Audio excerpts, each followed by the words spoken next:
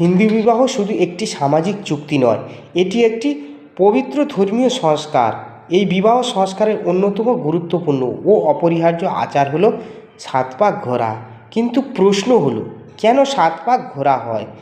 7 পাকের প্রতিটি পাকের অর্থ কী? শাস্ত্রে 7 পাকের মাহাত্ম্য কী বলা হয়েছে? কেন 7 পাক ছাড়া হিন্দু বিবাহ সম্পূর্ণ হয় না?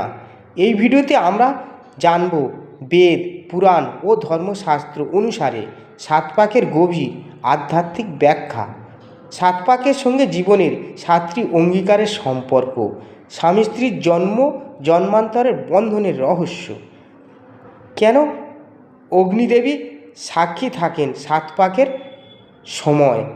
এই ভিডিওটি সম্পূর্ণ দেখলে আপনি বুঝতে পারবেন বিবাহ কেন শুধু আনন্দ নয়, বরং একটি আত্মিক যাত্রা। ভিডিওটি ভালো লাগলে লাইক করুন, চ্যানেলটি সাবস্ক্রাইব করুন, ফলো করুন।